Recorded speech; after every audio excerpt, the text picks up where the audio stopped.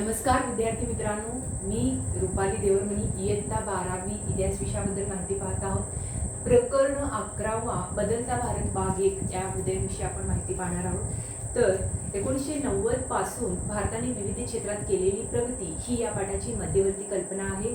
1990 नंतर विविध क्षेत्रात झालेल्या सुधारणा म्हणा, तंत्रज्ञानाची प्रगती याची माहिती आपण काही प्राथमिक उदाहरणांच्या आधारे घेणार आहोत। पहिला मुद्दा आहे जागतिकीकरण, याविषयी आपण माहिती पाहणार आहोत। तर 1990 पूर्वीचा भारत आणि नंतरचा भारत यात प्रचंड अंतर आहे। 1991 नंतर भारताने आर्थिक उदारीकरणाचे जे धोरण स्वीकारले त्यामुळे हा देश बदलून गेला आहे। पुढचा आहे गॅट करार।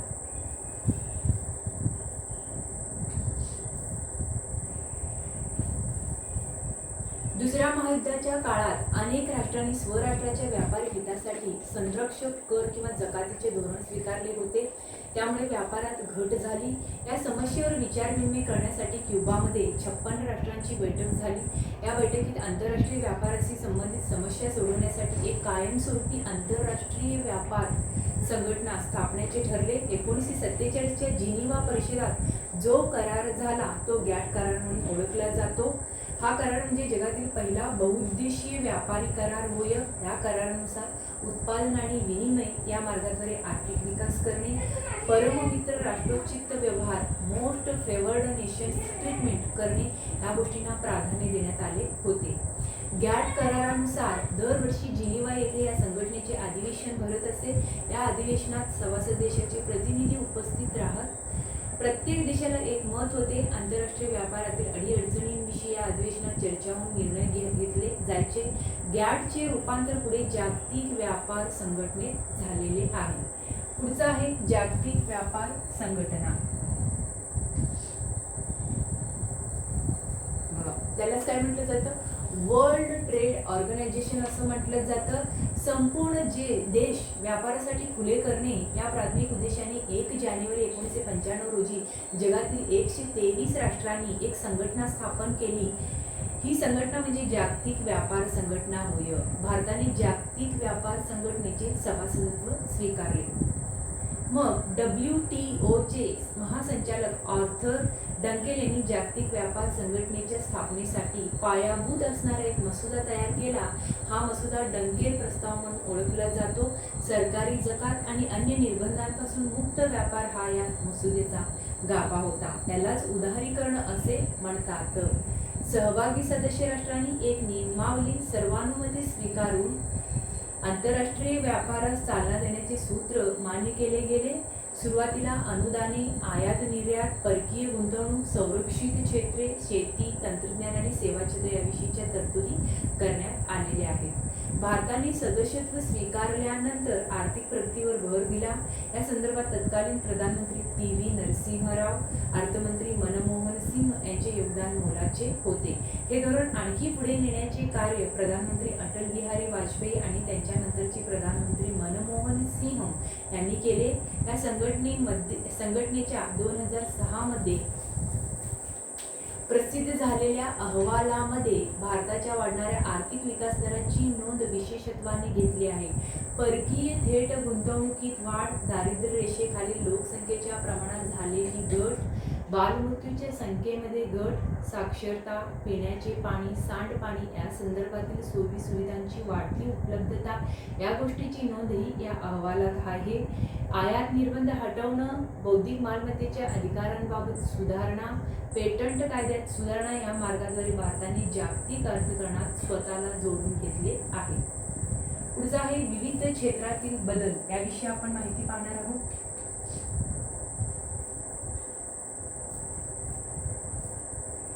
बघा, देश बदलत आहे हे विविध क्षेत्रातील बदलमध्ये देश बदलत आहे हे कसे ओळखावे? तर त्याची काही सूचक चिन्हे असतात। ग्रामीण भागात बदलत आहे का? आपल्या आजूबाजूचे रस्ते बदलत आहेत का? वाहतूक व्यवस्था सुधारत आहे का? शहरे कात टाकत आहेत का? संपर्क यंत्रणा बदलत चालली आहे का? किंवा संरक्षण व्यवस्था युद्ध तयारीच्या आणि संरक्षणाच्या आधुनिकीकरणाला प्राधान्य देत आहे का? नागरिकांना त्याचे अधिकार योग्य पद्धतीने वापरता येतात का? नागरिकांना या प्रश्नांची उत्तरे सकारात्मक असतील तर बदल घडत आहेत असे नक्की समजावे. चला तर विविध क्षेत्रात काय काय बदल घडून आले ते समजून घेऊया. पुढचा आहे ग्रामीण भागाच्या विकासाच्या योजना.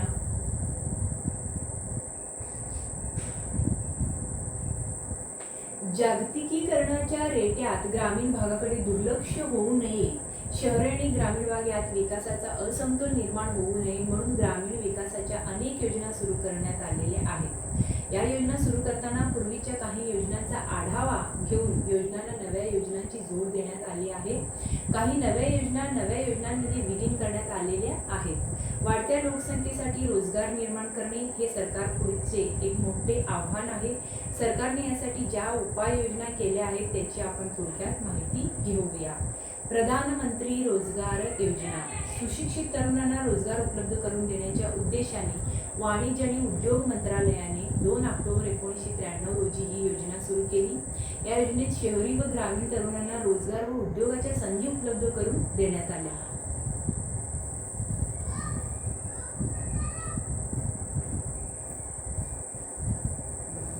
महात्मा गांधीजींच्या जन्मदिवसांचा मुहूर्त साधूनच प्रधानमंत्री रोजगार योजना आणि रोजगार हमी योजना सुरू झाल्या.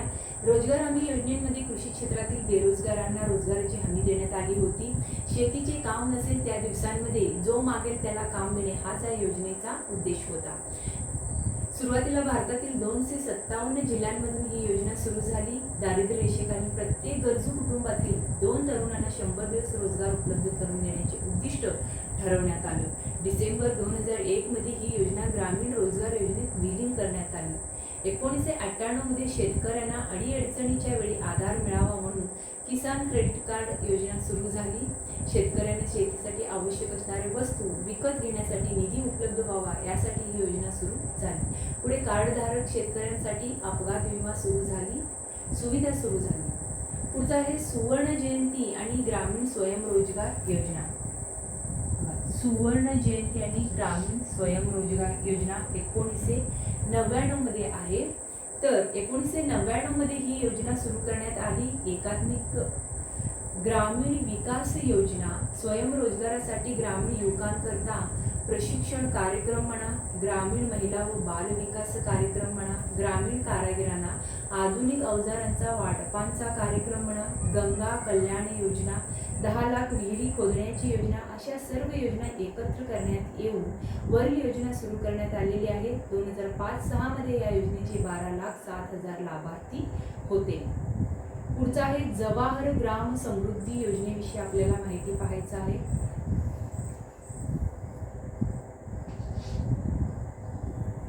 बघा 1999 मध्ये ग्रामीण भागातील बेरोजगार स्त्री पुरुषांना पुरेसा रोजगार देण्यासाठी ही योजना सुरू करण्यात आली. 2001 मध्ये या योजनेचे संपूर्ण ग्रामीण रोजगार योजनेत विलीनीकरण करण्यात आले. संपूर्ण ग्रामीण रोजगार योजना पाहणार आहोत आपण.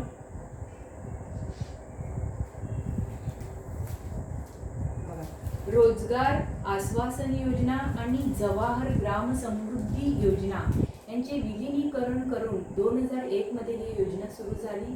ग्रामीण भागात रोजगाराच्या संधी उपलब्ध करणे, कामाच्या बदल्यात धान्य देणे इत्यादी तरतुदी या योजनेत होत्या. 2004 मध्ये देशातील आर्थिकदृष्ट्या सर्वाधिक मागे असणाऱ्या 150 जिल्ह्यांमध्ये कामाच्या बदल्यात धान्य ही योजना राबवण्यास सुरुवात झाली. दुष्काळापासून संरक्षणासाठी जलसंवर्धन व शेतजमिनीचा विकास यावर भर देण्यात आला. 2006 मध्ये ही योजना राष्ट्रीय ग्रामीण रोजगार हमी योजनेत समाविष्ट करण्यात आली. पुढचा आहे राष्ट्रीय ग्रामीण रोजगार हमी. याविषयी आपण माहिती पाहूया.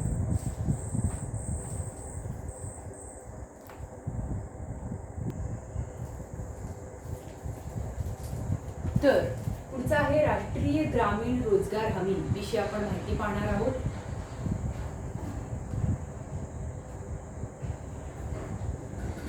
ग्रामीण भागातील आर्थिक विषमता, दारिद्र्य, उपासमार आणि बेरोजगारी यांचे निर्मूलन करण्याच्या उद्देशाने ही योजना केंद्र सरकारने सुरू केली. ग्रामीण भागातील प्रत्येक कुटुंबातील एका व्यक्तीस किमान 100 दिवस काम करण्याची हमी दिली गेली.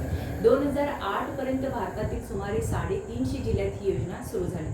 परत एकदा सांगते बघा, राष्ट्रीय ग्रामीण रोजगार हमी म्हणजे ग्रामीण भागातील आर्थिक विषमता, दारिद्र्य, उपासमार आणि बेरोजगारी यांचे निर्मूलन करण्याच्या उद्देशाने ही योजना केंद्र सरकारने सुरू केलेली असून ग्रामीण भागातील प्रत्येक कुटुंबातील एका व्यक्तीस किमान 100 दिवस काम करण्याची हमी दिली गेली. 2008 पर्यंत भारतातील सुमारे 350 जिल्ह्यात ही योजना सुरू झाली. पुढचं आहे कृषी आणि पशुधन. या योजनेविषयी आपल्याला माहिती पाहायचं आहे.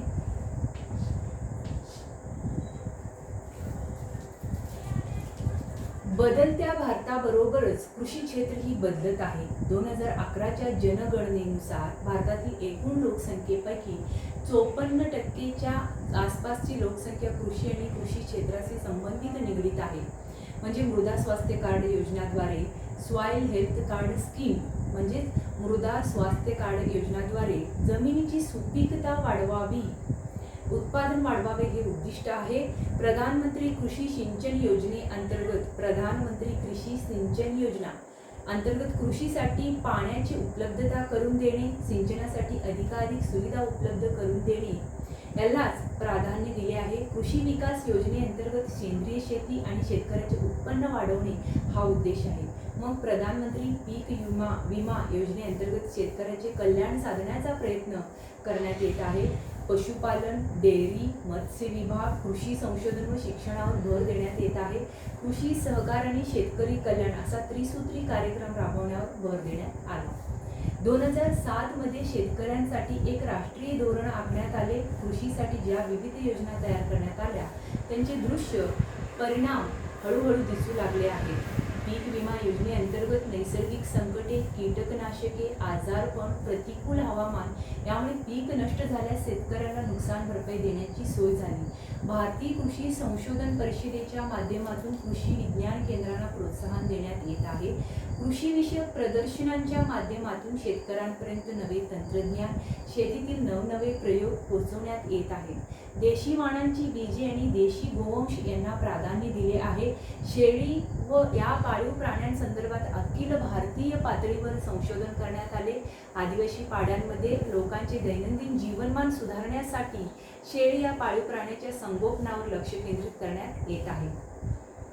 ग्रामीण भागातील कुक्कुटपालनावर विशेष लक्ष दिले गेले. अशा विविध प्रयत्नातून भारत पशुपालन, दूध उत्पादन, डेअरी विकास, मत्स्यपालन, पशुधन उत्पादन, अंडी, लोकर उत्पादन, मांस उत्पादन या क्षेत्रात प्रगती करत आहे. राष्ट्रीय पशुधन मिशनच्या माध्यमातून पशुधनासंदर्भात भारताने 2014-15 पासून जोरदार प्रगती करायला सुरुवात केली. यात चारा उपलब्धता, कर्ज उपलब्धी, पशुपालकाचे संघटन करणे व त्यांच्या अडीअडचणी समजून घेणे यावर भर देण्यात येत आहे. भारतात पशूंची गणना सर्वप्रथम 1919 ते 20 मध्ये झाली. 2012 मध्ये 19वी पशुगणना करण्यात आली. भारतात पूर्वी मासे पकडण्याचा व्यवसाय महत्त्वाचा होता. त्यांची जागा मत्स्यपालनाने घेतली आहे. हे क्षेत्र वेगाने विकसित होत आहे. पुढचं आहे प्रधानमंत्री ग्राम सडक योजना. याविषयी आपण माहिती पाहणार आहोत.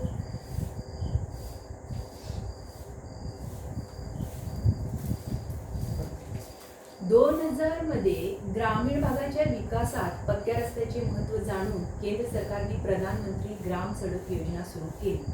सुरुवातीला 1000 पर्यंत लोकसंख्या असणारी गावे पक्क्या रस्त्याने जोडण्याचे काम सुरू झाले. मग 2001 मध्ये ही योजना प्रधानमंत्री ग्रामोदय योजनेत समाविष्ट करण्यात आली. 2005 पर्यंत सुमारे 75,000 किलोमीटर लांबीचे रस्ते या योजनेअंतर्गत बांधण्यात आले. देशाच्या आर्थिक प्रगतीचा लाभ ग्रामीण भागातील लोकांना विशेषत्वाने होऊन त्यांचे जीवन बदलून जावे हा या योजनेचा उद्देश होता. आरोग्य, शिक्षण, पिण्याचे पाणी, रस्ते, घरे व वीज या सुविधांचा विकास करण्यासाठी ही योजना अंमलात आणली गेली. पुढचा आहे नागरी विकासाच्या योजना.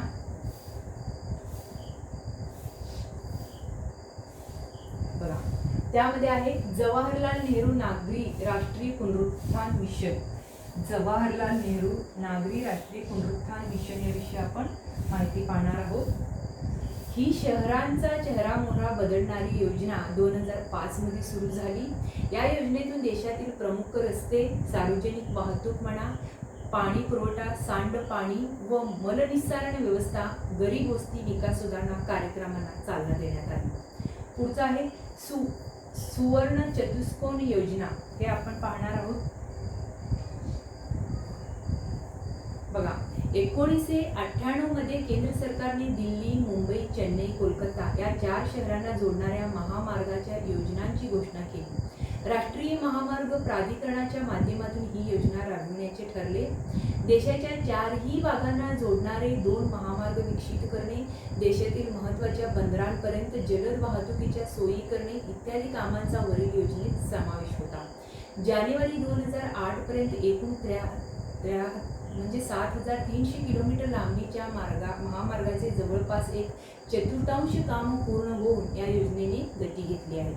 अशा प्रकारे सुवर्ण चतुष्कोन योजना 1998 मध्ये केंद्र सरकारने दिल्ली, मुंबई, चेन्नई, कोलकाता या 4 शहरांना जोडणाऱ्या महामार्गाच्या योजनेची घोषणा केली असून राष्ट्रीय महामार्ग प्राधिकरणाच्या माध्यमातून ही योजना राबवण्याचं ठरलं.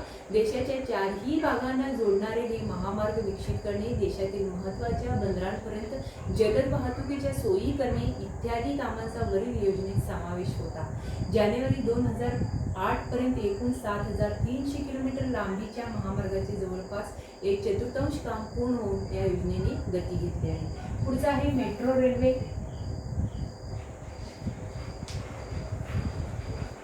बघा, 2002 मध्ये दिल्ली शहरात मेट्रो रेल्वे सुरू झाली. जमिनीवर आणि जमिनीच्या खाली धावणाऱ्या मेट्रोमुळे भारतातील महानगरांच्या वाहतूक व्यवस्थेत बदल घडून येत आहे. मेट्रोमुळे वाहतूक जलद झाली. अशा प्रकारे 2002 मध्ये दिल्ली येथे मेट्रो सुरू झालेली असून जमिनीवर आणि जमिनीच्या खाली धावणाऱ्या मेट्रोमुळे भारतातील महानगरांच्या वाहतूक व्यवस्थेत बदल घडून येत आहे. मेट्रोमुळे वाहतूक हे जलद झालेली आहे.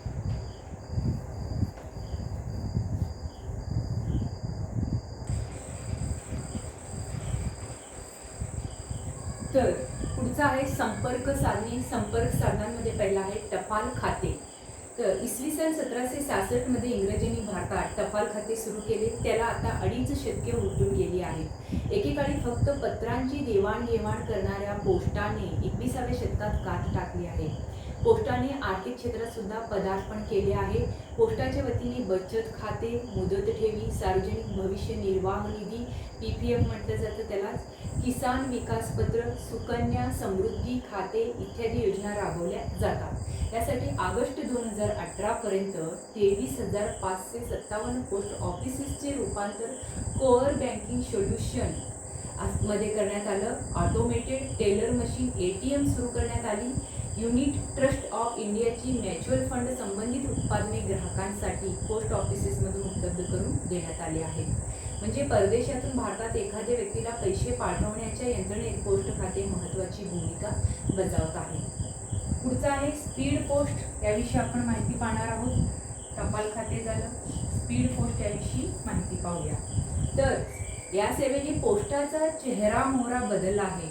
1986 मध्ये सुरू झालेल्या या सेवेने सध्या दर महिन्याला सुमारे 3 कोटीपेक्षा अधिक पत्रे व पार्सल पाठवली जातात. स्पीड पोस्ट अंतर्गत पत्र पाठवल्यास पत्र पाठवणाऱ्या व्यक्तीच्या मोबाईलवर पत्र पोचल्याचा SMS येतो. यामुळे पोस्टाची सेवा अधिक विश्वसनीय आणि गतिमान झाली आहे. यांच्या जोडीला पासपोर्ट सुविधा उपलब्धी, व्यावसायिक parcel, cash on delivery, logistics post, हवाई माल वाहतूक याही क्षेत्रात पोस्टाने गती घेतली आहे.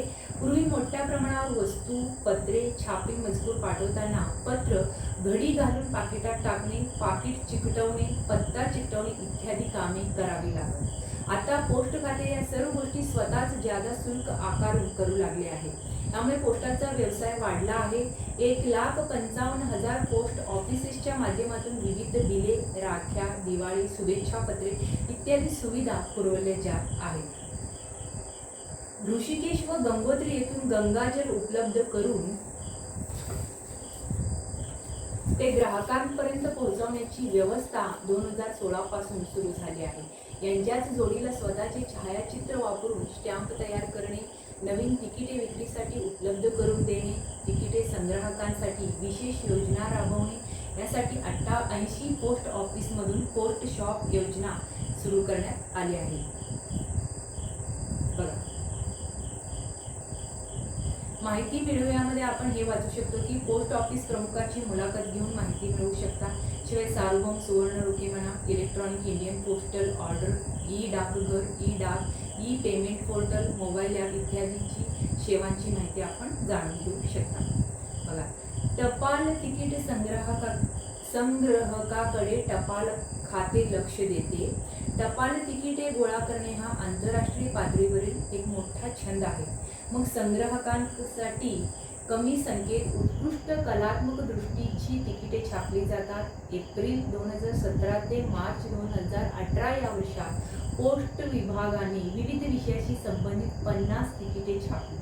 यात मेघालयातील गुंफा, दुर्मिळ पक्षी, रामायण, महाभारत, भारतीय खाद्यपदार्थ, घरटी, कलात्मक विहिरी, उदाहरण म्हणजे गुजरातमधील राणी की बाव, हातपंखे, सूर्यमाला, भारतातील शिरोभूषण, उदाहरण म्हणजे पगडी, गांधी टोपी इत्यादी, चंपारण्य सत्याग्रहाची शताब्दी इत्यादी विषयाचा समावेश आहे.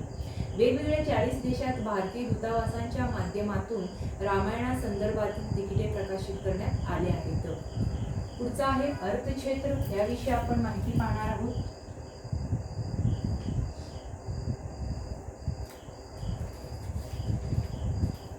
या क्षेत्रात अभूतपूर्व घडामोडी घडून आल्या आहेत. येथे एक उदाहरण अभ्यासासाठी घेतलेले आहे. स्वतंत्र निर्गुंतवणूक मंत्रालय. स्वतंत्र निर्गुंतवणूक मंत्रालय याविषयी आपण माहिती पाहू. उदारीकरणाच्या धोरणातून सार्वजनिक क्षेत्रातून शासनाची गुंतवणूक काढून घेण्याच्या भूमिकेतून भारत सरकारने हे मंत्रालय स्थापन केलेलं आहे. खाण उद्योग म्हणा, तेल शोधन व शुद्धीकरण, रस्ते, बंदरे, दूरसंचार क्षेत्र, ऊर्जा क्षेत्र यातील गुंतवणूक हळूहळू कमी करण्याकडे सरकारने लक्ष दिले. सन 2002 मध्ये विमान वाहतूक, तेल क्षेत्र, दूरसंचार या क्षेत्रात परकीय गुंतवणुकीस सरकारने परवानगी दिली. खासगीकरण, उदारीकरण आणि जागतिकीकरण जा म्हटलं जातं. या नव्या धोरणांमुळे आत्मविश्वास वाढलेल्या भारतीय कंपन्यांनी 2005 मध्ये पोलाद, औषध निर्मिती, चहा आणि मोटार उद्योगातील काही परदेशी कंपन्या विकत घेतल्या आणि जागतिक व्यापारात स्वतःचे स्थान त्यांनी दृढ केलेले आहे. सन 2016 मध्ये या मंत्रालयाचं नाव department of investment and public asset management DIPAM असे करण्यात आलेला आहे. पुढचं आहे ब्रिक्स. या संघटनेविषयी आपण माहिती पाहणार आहोत. बघा, ब्रिक्स या संघटनेची स्थापना 2006 मध्ये झालेली असून त्यामध्ये ब्राझील, रशिया, भारत, चीन, साऊथ आफ्रिका या राष्ट्रांना पुढाकार घेतलेले आहे. पुढाकारांनी ही संघटना झालेली आहे. मग या देशाच्या नावातील आद्याक्षरी घेऊन ब्राझीलचं B, रशियाचं R, इंडियाचं I, चीनाचं C, साऊथ आफ्रिकाचं S असं आद्याक्षरी घेऊन ब्रिक्स असं नाव तयार झालेलं आहे. या राष्ट्रांमधील व्यापार वाढवणे या उद्देशाने ब्रिक्सची स्थापना झाली आहे. मग 2019 मध्ये ब्रिक्स राष्ट्राची 11वी परिषद ब्राझील येथे झाली. या परिषदेचा मध्यवर्ती विषय economic growth for innovative future असा होता. या परिषदेत वैज्ञानिक सहकार्य, तंत्रज्ञान व नवोन्मेष, डिजिटल अर्थव्यवस्था, बहुराष्ट्रीय गुन्हेगारी, आर्थिक गैरव्यवहार इत्यादी विषयांवरती चर्चा झाली. त्यानंतरचं आहे विज्ञान आणि तंत्रज्ञान. बघा, या भागात विज्ञान आणि तंत्रज्ञानातील मोजक्या घटनांचा आढावा घेतलेला आहे. CDACच्या centre for development of advanced computing पुढाकारांनी भारतात परम 8000 हा महासंगणक निर्माण करण्यात आला होता. परम 10000 हा महासंगणक 1998 मध्ये आकाराला आला. या महासंगणकाची गणिती क्षमता ही प्रचंड असून यामुळे भारताचा महासंगणकाच्या जागतिक बाजारपेठेत प्रवेश झाला. महासंगणक निर्मितीचे उच्च तंत्रज्ञान प्राप्त असलेल्या जगातील प्रमुख देशांमध्ये भारताला स्थान मिळालेलं आहे. 1999 मध्ये यापेक्षा अधिक विकसित असा परमपदम महासंगणक तयार करण्याचा उपक्रम हाती घेण्यात आलेला आहे. 2003 मध्ये परमपदम महासंगणक राष्ट्राला समर्पित करण्यात आलेला आहे. उदारीकरणाचा फायदा भारतीय सॉफ्टवेअर उद्योगाला मिळाला.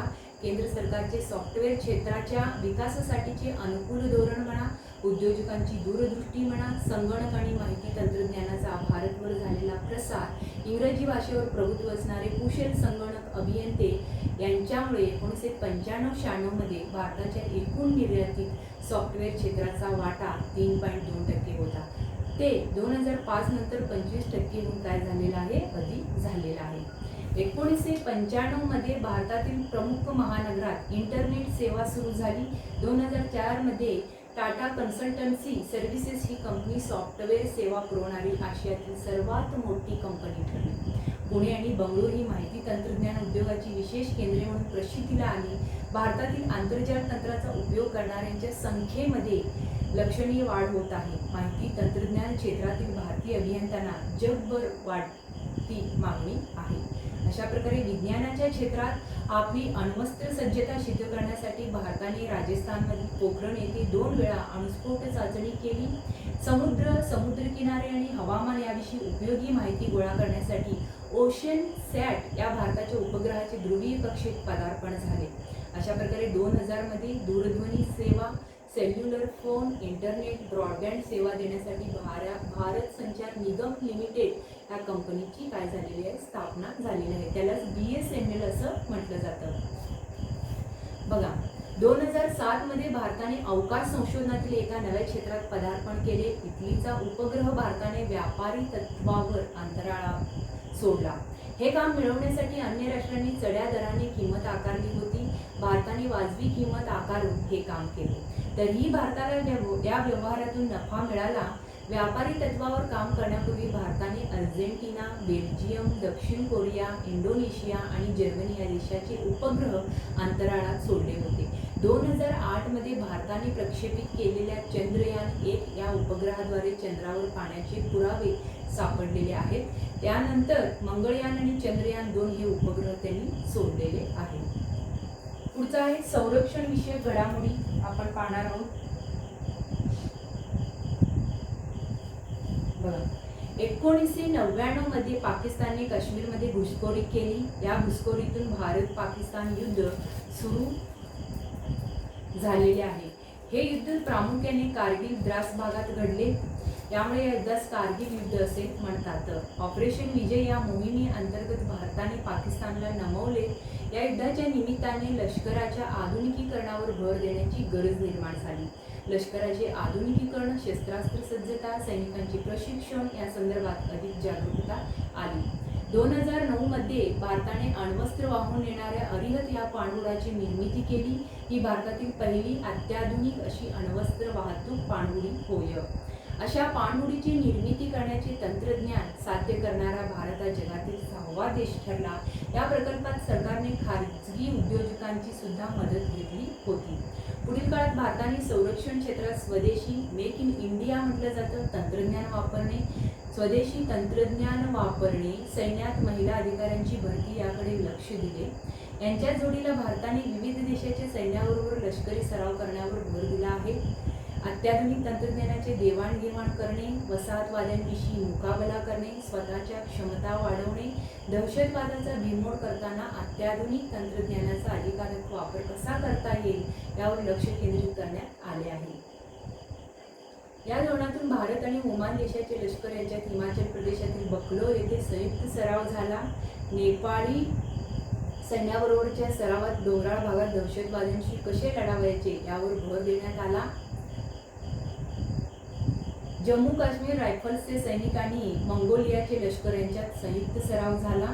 भारत व अमेरिका यांच्यात संयुक्त सैन्याचा सराव अमेरिकेत झाला.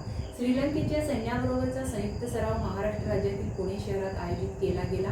या सरावात अर्धनागरी क्षेत्रातील दहशतवाद विरोधात कृती कशी करता येईल संदर्भात प्रशिक्षण देण्यात आलं. रशियाबरोबर भारतीय सैन्याचा संयुक्त सराव रशियात आयोजित करण्यात आला होता. असेच सराव बांगलादेश आणि इंग्लंड यांच्याबरोबरही आयोजित करण्यात आले होते. या सरावांमुळे दोन्ही देशातील तंत्रज्ञानाची देवाणघेवाण होते. समस्या सोडवण्याचे अभिनव मार्ग हाताळले जातात. शस्त्रास्त्राच्या आधुनिकीकरणामुळे संशोधनाला दिशा मिळते आणि सैन्य दलात प्रवेश करणे हा तरुणीसाठी आपली कारकीर्द घडवण्याचा उत्तम मार्ग आहे. महिलांसाठी सैन्यात किमान 8 विभागात अल्पकालीन सेवा करण्याची संधी उपलब्ध आहे. त्याला शॉर्ट सर्व्हिस कमिशन असं म्हटलं जातं, या अल्पकाळासाठी लष्करात सेवा करता येते. केंद्रीय लोकसेवा आयोगाच्या माध्यमातून सुद्धा महिलांना सैन्यात भरती होता येते. ज्यांनी NCCचा अभ्यासक्रम पूर्ण केलेला असेल त्यांना काही जागा राखीव असतात.